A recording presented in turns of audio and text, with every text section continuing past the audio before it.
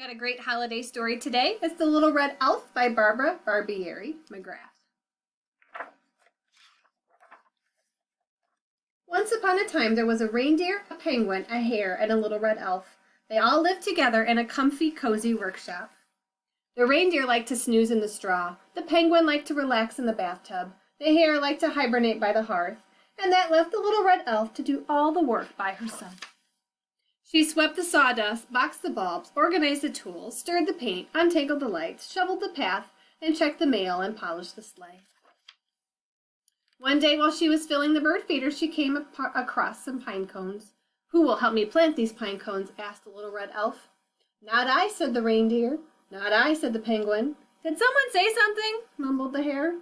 "Then I will," said the little red elf. And she did. Soon a little pine tree began to push through the ground. "Who will help me water the pine tree?" chirped the little red elf. "Not I," said the reindeer. "No thanks," said the penguin. "Shh," snored the hare. "Not a problem. I'll do it myself," said the little red elf.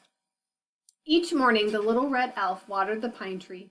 She was delighted to see it growing straight and tall. Finally the pine tree was ready. The little red elf asked her friends, "Who will help me bring the tree into the workshop?" "Not I," said the reindeer. "Blub, blub," said the penguin. Snored the hare.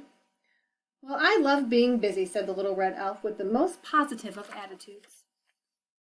The little red elf got her shovel and dug and dug and dug. She lifted the tree into a bucket and carefully brought it into the workshop. When the tree was positioned just the right way, she asked the little red elf. The little red elf asked, "Who will help me string the lights on the tree?" "Not I," said the reindeer. "What's with all the questions?" said the penguin. 10 more minutes, said the hare. "And I'll handle it," said the little red elf.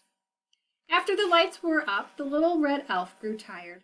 "I don't suppose there's anyone who might assist me in putting the ornaments on the tree," she begged. "Not I," said the reindeer. "They'll float, don't they?" said the penguin. "Who's there?" said the hare. The little red elf took a deep breath. "That's okay, I can do this," she exclaimed. Soon the workshop began to glow and sparkle.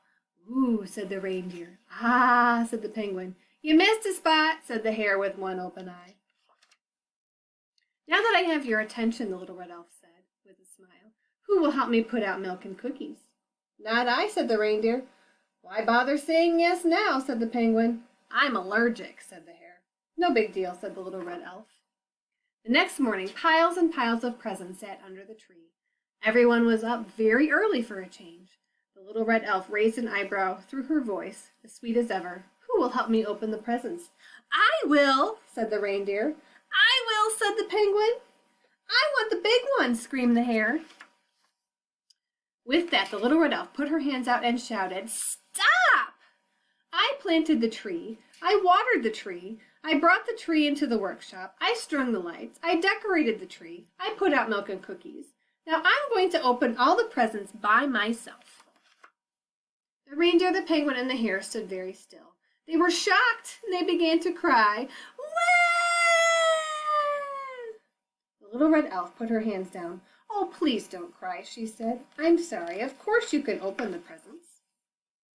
The reindeer, the penguin, and the hare dove into the gifts. Paper and ribbon flew through the air. "What did you get?" asked the little red elf.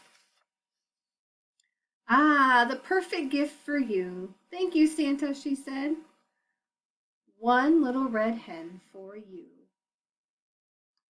The end. I hope you've enjoyed our little red hen-like story with the little red elf.